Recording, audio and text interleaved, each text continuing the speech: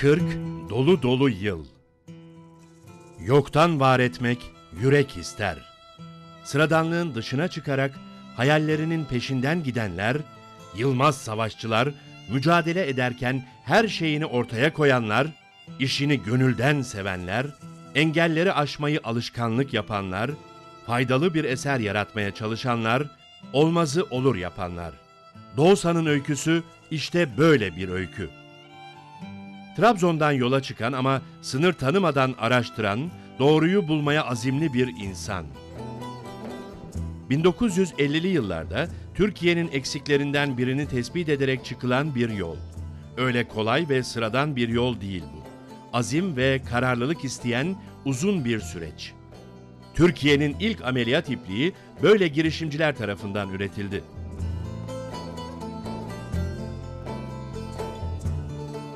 Cumhuriyet henüz 30 yaşında. Arka arkaya savaşlar vermiş bir milletten geriye kalanlar, Anadolu'da tarlalara su taşıyıp can vermeye çalışıyor. Salim Saruhan, Trabzon'daki 4 eczaneden birini işletmektedir. Beyninde sürekli bir şeyler kurgulayıp harekete geçmek için günlerce düşünüp karar verir. Artık eczane işletmek Salim Saruhan'a yetmez. Bir fikri yakaladığı zaman o fikri binlerce kere, yüz binlerce sualle, soruyla irdeleyerek özünü yakalamaya çalışırdı. Mesela ta o zamandan katkütleri incelerdi. Eczanedeki katkütleri arar, inceler. Yani katküt onun ilk aşkıdır ve onu tahakkuk ettirir. Bir gün dedi ki, Zeki dedi, katküt yapalım dedi. Bunu doğru mu yapıyorsun, doğru düşündün mü? Vallahi dedi bir kere başladık. Ben bu fabrikayı kurup, ya Salim abi bunu nereden çıkardın? Böyle bir şey rentable olur mu? Yani bunu hayır olur dedi. Ben bunun hesabını kafamda yaptım. Bir ilki bir ülkede başarmak, hayata geçirmek gerçekten zor. İlk olmak ve bunu düşünebilmek büyük bir şey, aşama. Önce 1959'da Doğu Ecza Deposu'nu kurar ve Karadeniz bölgesinin ilk ilaç dağıtım deposunun bayrağı dalgalanmaya başlar. Doğu Ecza Deposu'nu açtı. Eczacı Faruk Bey ile birlikte. Depo zamanında çok çalıştı, çok hareketliydi.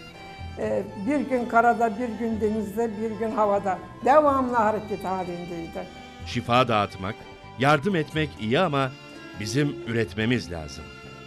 Salim Saruhan'ın önderliğinde bölgenin doktor ve eczacıları bir araya gelerek 1965'te Saba ilaçla ilk ilaç üretimine başlanır. Ve 1970, dünyada baş gösteren sıkıntılar özellikle Türkiye'yi kapsamlı bir şekilde etkilemeye başlamıştır. Döviz sıkıntısı, dışa bağımlı bir ekonomi, olmayan endüstri ama inançlı Atatürk gençliği. Az zamanda çok ve büyük işler yaptı. Türkiye'de hızlı bir değişim başlamıştır.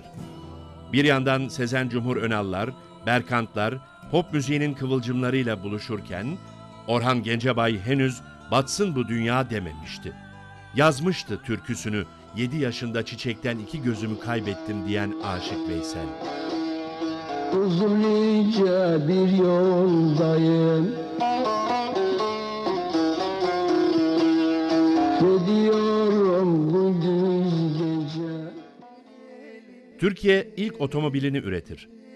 Anadolu tozlu yollardaki yerini alırken ilklerin üretim sürecinin en hızlı olduğu dönemdir. Artık üretim sırası Türkiye'dedir. 1970. Türkiye'de Orta Doğu ve Balkanların ilk katküt üretimi başlamıştı. Sessiz sedasız, kısıtlı imkanlarla ona gönül verenler, inananlar ve romantik Don Kişotlar. Ve bebek doğdu. Adı Doğusan oldu.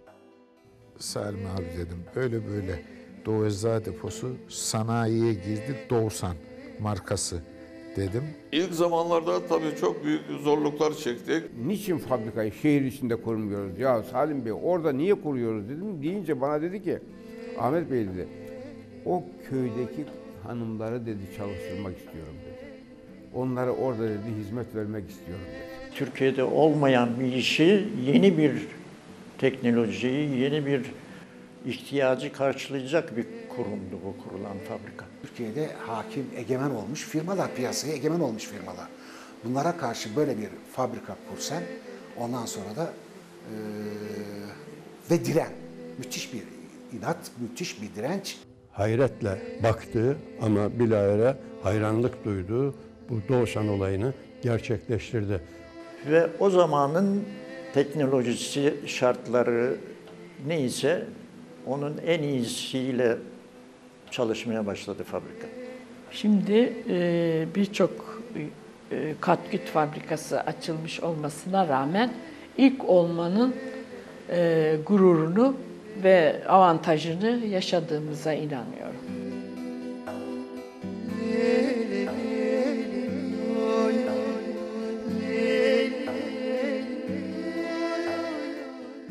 Doğusan kuruluşundan itibaren şevkle çalışanından patronuna hep beraber en samimi ilişkilerle her süreci birlikte yaşayarak hep meydan okuyarak büyüdü, gelişti, serpildi. Olmaz diyenler, yapamaz diyenler, yapılmasını engelleyenlere karşı hep o inat, hep o azimle, hep mütevazı ve hep beraber.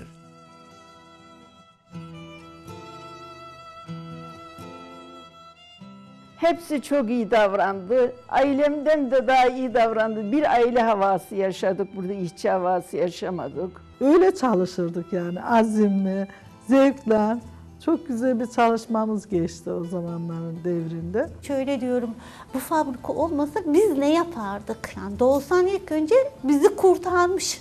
Çok ince iştir katkütün yapılması, iğneye ipliğin takılması ve ambalajlanması. Ama anlatıyorsun işte böyle biz bir yerde çalışıyoruz, bizim ipliğimiz var, iplik yapıyoruz, imalat ediyoruz.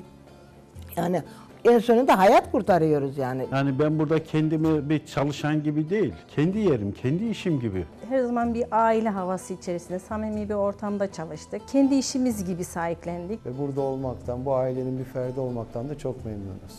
Çalışmaktan zevk duyuyoruz, huzur duyuyoruz, mutluluk duyuyoruz. Bizim fabrika diyorum.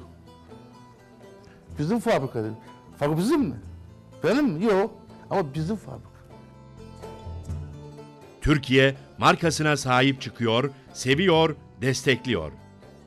Binlerce cerrah, hemşire, medikal gibi ülkesini seven nice isimsiz kahramanların eseri oluyor ve geçen zaman içinde Doğusan bir efsaneye dönüşüyor. Doğusan bugün isim itibariyle çok anlamlı ve çok değerli. Bu kadar güzel bir ismi olan firma da bu camiada biraz azdır. Ameliyat ipliği göreceğim yerlerde Doğusan göremeyeceğim, başka bir markayı orada göreceğim diye korkuyla bakıyorum. Ve Doğusan'ı görünce de çok sevinç duyuyorum, gurur duyuyorum. Emeği geçen herkese teşekkür ediyorum. Doğusan bölgesine iş imkanı sunarken böylesine önemli, böylesine stratejik, hayati bir ürün üstünde Türk markasıyla üretiliyor ve kolayca bulunabiliyor. Ülke ekonomisine de inanılmaz bir katkı sağlanıyor. O yıllarda böyle bir yatırımın olması Trabzon için çok ama çok büyük bir nimettir. %85'i ithalat, %15'i üretim yapan bir ülkede Doğusan 40 yıldan beri üretim yapıyorsa yüreği çok büyük. Eczacılık, eczacı depoculuğu, katküt fabrikası hiç lekesiz yürümüş. Ödüllere ve beratlara bakarsanız firmanın neler yaptığını görürsünüz. Verdiği vergiler, rekortmenlikleri hepsi Salim Bey'i ve bu firmayı bize anlatır.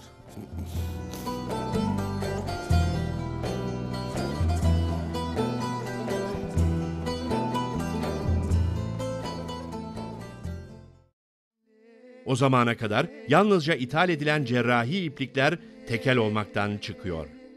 İnsan sağlığı için atılıyor güçlü yaşam bağları. Atılan her düğümde Türkiye kazanıyor. Düğümler atılırken gururla bakıyor, abartmadan, işin gösterişine kaçmadan neler yapılabileceğini ispatlamanın hazzıyla. Doğusan, 1986'da katküt üretimine ipek, propilen gibi çok önemli ürünleri ekledi. 1993 yılında Özbekistan'da kurduğu fabrikayla uzmanlık ve deneyimini ülke sınırları ötesine taşıdı. The name Doksan stands for me for high quality products, innovative ideas, intelligent heads and enterprise environment that favors creativity. It's always been so friendly. They've been so hospitable. Everyone seems to be smiling.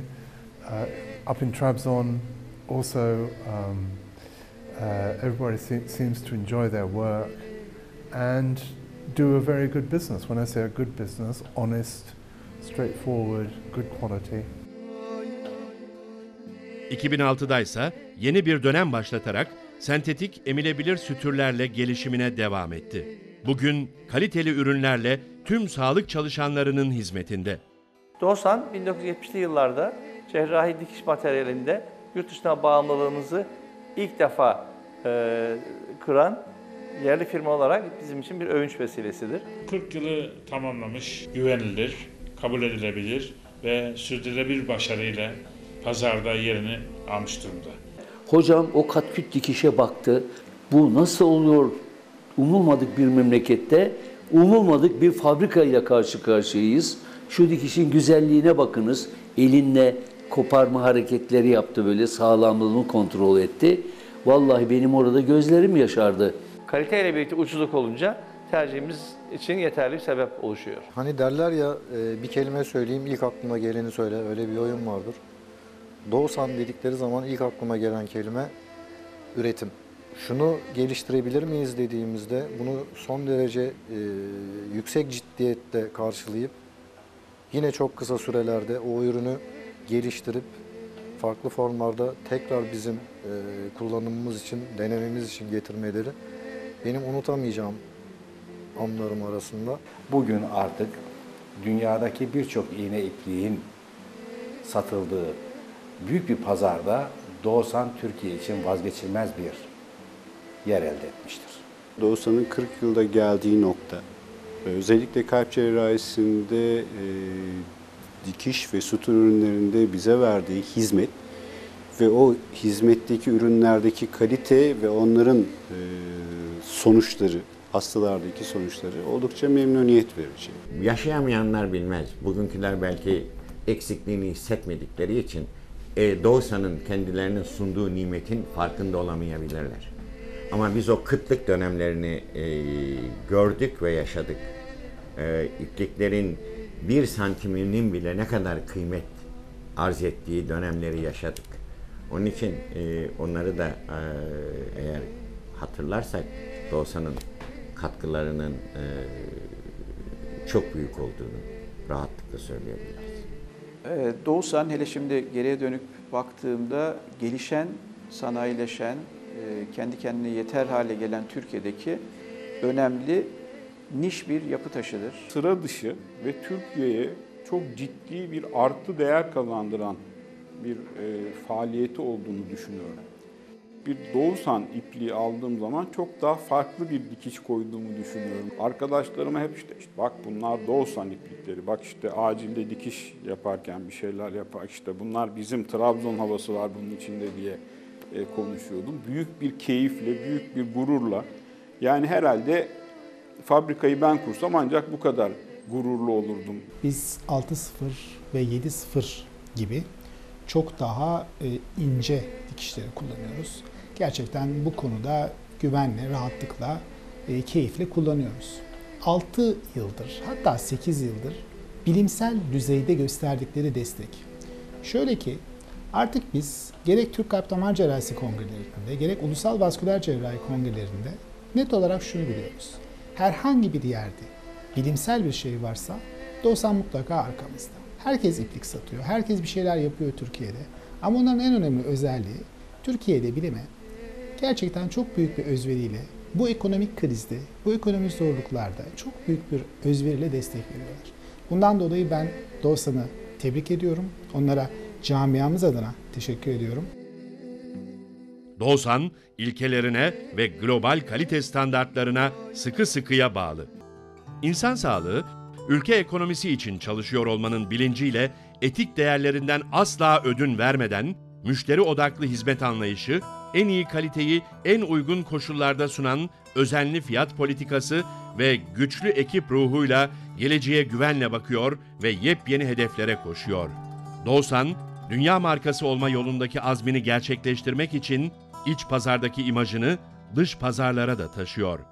Sektörünü global gelişmeleri izlemeye özen gösteren, kendini sürekli geliştiren, uzmanlaşan ve dünyaya açılan Doğsan. Nice 40 yıllara Doğsan.